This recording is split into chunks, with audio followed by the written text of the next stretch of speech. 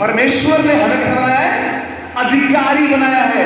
हम स्लेव नहीं है, हम गुलाम नहीं है, हम नीचे नहीं हैं, हम किसी के दास नहीं हैं, हम स्वतंत्र हैं। हालेलुया। कलाम में लिखा है जहां प्रभु का आत्मा है वहां स्वतंत्रता है। मैं तुम्हें पूछ नहीं सर ठहराऊंगा, मैं तुम्हें उधार लेने वाला नहीं उधार देने वाला बनाऊंगा। हालेलुया। तेरे वंश के लोग देश देश और जाति जाति में होंगे, महान होंगे। Hallelujah, hallelujah. परमेश्वर ने हमें नीचा नहीं बनाया, ऊंचा बनाया है। अपने स्वरूप और अपनी समानता में रचा है।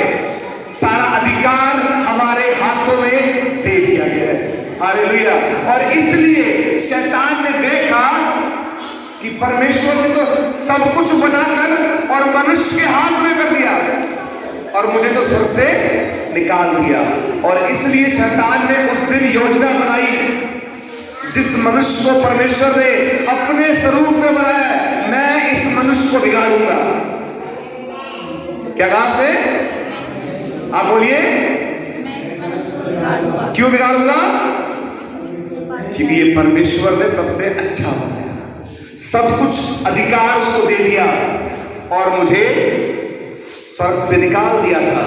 परमेश्वर ने अपने बाद केवल हम हैं जिन्हें अधिकारी ठहराया। Hallelujah, hallelujah.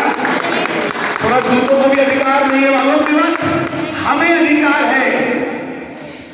पहला कुरिन्थियों 6 अध्याय और 3 में लिखा है, क्या तुम नहीं जानते हम स्वर्गदूतों का भी न्याय करेंगे?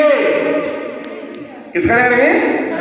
स्वर्गदूतों का भी हम न्याय करेंगे। कौन से दूतों का बनाए? वही स्वर्गदूत जो विद्रोह करके स्वर्ग से गिराए गए। वो इस पृथ्वी क्या कर रहे हैं मालूम भी? लोगों को बहका रहे हैं। नशे का आत्मा, व्यभिचार का आत्मा, झगड़े का आत्मा, लालच का आत्मा, पाप, एक्सीडेंट, आत्महत्या, विचार, रेप, मर्डर, जो कुछ बुरा है वो सबके जगह कौन है? वही गिराए हुए स्वर्गदूत हैं।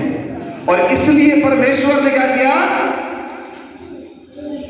आदम को रचा अपने समानता में। आदम कभी ना मरता अगर वो फल ना खाता।